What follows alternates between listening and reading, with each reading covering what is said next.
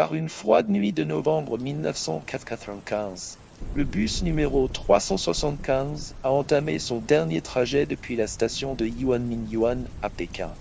Le bus était presque vide, avec le chauffeur et son assistante assis à l'avant, tandis qu'un couple de jeunes, un jeune homme seul, et une vieille dame étaient assis à l'arrière.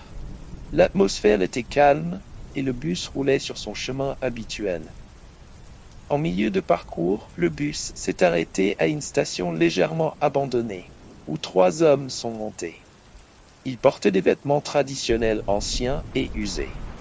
2 d'entre eux soutenaient un 3e homme entre eux, qui marchait lentement, la tête baissée, comme si son corps était totalement épuisé.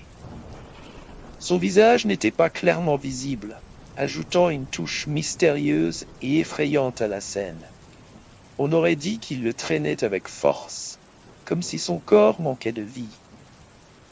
Dès leur entrée dans le bus, tous les passagers ont ressenti une tension inexplicable, comme si l'air était soudainement devenu lourd. Les 3 hommes ne parlaient pas, ils se dirigeaient lentement vers le siège tout au fond, à côté de la vieille dame. Leur mouvement était lent, silencieux, comme s'ils se déplaçaient dans un autre monde. Le 3e homme s'est assis entre eux, la tête toujours inclinée, comme s'il n'était pas capable de rester droit. La vieille dame, qui était assise seule au début, a commencé à les observer du coin de l'œil. Ses traits étaient tendus, son corps figé par la peur. Bien qu'elle soit la personne la plus proche d'eux, elle n'osait pas les regarder directement. Pendant ce temps, l'assistante du chauffeur a remarqué l'inquiétude visible sur les visages des passagers. Elle a tenté de les rassurer, murmurant que ces hommes pourraient être des acteurs ou faire partie d'une pièce de théâtre. Cependant, au fil du trajet, l'atmosphère ne s'est pas apaisée. Au contraire, la tension augmentait. Quelques minutes plus tard, le couple a demandé au chauffeur de s'arrêter à une station proche pour descendre. Ils semblaient inquiets et ont quitté le bus rapidement. Il ne restait alors plus que le jeune homme seul, la vieille dame et les 3 hommes mystérieux à l'arrière, en plus du chauffeur et de son assistante.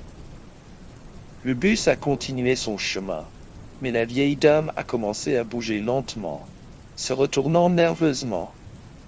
Soudain, d'une voix forte, elle a crié en accusant le jeune homme assis devant elle de lui avoir volé son portefeuille. Le jeune homme était en état de choc, ne comprenant pas ce qui se passait, et il a tenté de se défendre en disant qu'il n'avait pas bougé de sa place et qu'il était assis devant elle tout le long. La vieille dame ne l'écoutait pas. Elle insistait pour que le jeune homme soit emmené au poste de police pour enquête. Avec son insistance et sa voix forte, le chauffeur a fini par arrêter le bus sur le bord de la route et le jeune homme et la vieille dame sont descendus, laissant le bus continuer son chemin avec les 3 hommes mystérieux.